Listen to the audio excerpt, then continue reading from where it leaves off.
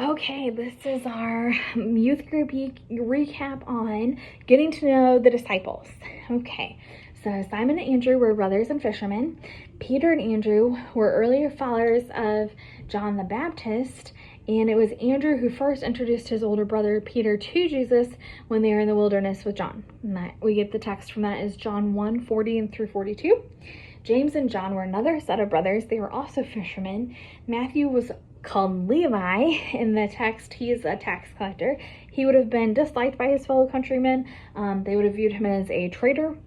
And so it's kind of surprising, at least to the readers of that day, that Jesus would call him. We have Philip, and we found his story in John 1:45. And Philip, I love him because he was anxious to go get his friend.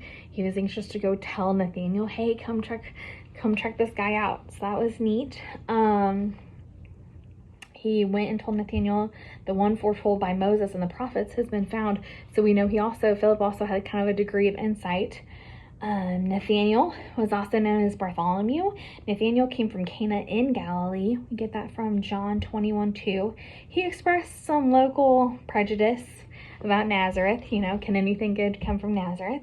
Jesus recognized how sincere Nathaniel's love for God was from the beginning when he said, behold, an Israelite indeed, in whom there is no deceit. John 1:47.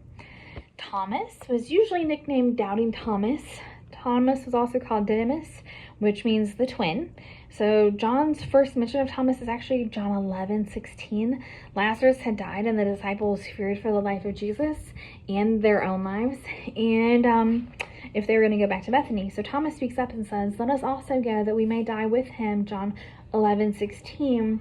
Here we see a character quality of courage and loyalty and to Christ, which is not often attributed to Thomas, because we usually call him Doubting Thomas. But at least he was ready to die with Jesus in the situation with Lazarus, right? So he did have some courage and some faith. James the Less, or James the Smaller, he is the son of Alphaeus. We get that from Luke 6:15. His mother's name is also Mary. Shocker, there's so many Marys. Okay, and we get that from Mark 15:40. He has a brother named Joseph, Matthew 27:56. Except for a few details about James the Lesser's family, there's really nothing more mentioned about him in Scripture. Maybe that's why he was referred to as James the Less in Mark 15:40. Okay, then we have Simon the Zealot.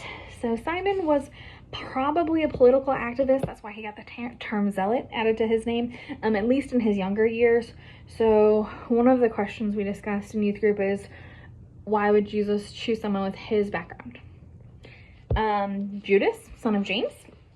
The 11th name on the list of disciples is Judas, also known as Jude, Thaddeus, and Lebbaeus. Judas lived in obscurity as one of the 12. He did ask Jesus one question in John 14:22.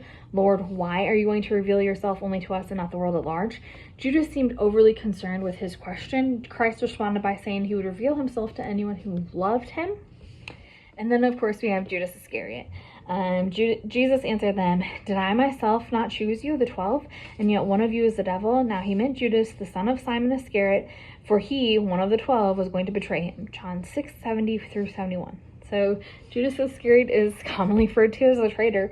Nothing is really known about his background. His encounter and call by Jesus is not recorded in Scripture. He was not from Galilee, which a lot of the disciples were from Jesus's hometown area. That much is known. He obviously became a follower and stayed with Jesus for the 3 years. He gave Christ 3 years of his life, but he certainly didn't give him his heart. And Jesus knew that. Otherwise, he wouldn't have said that, right?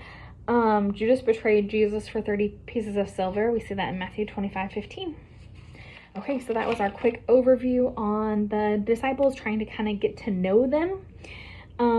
There are a couple other little points that we went over.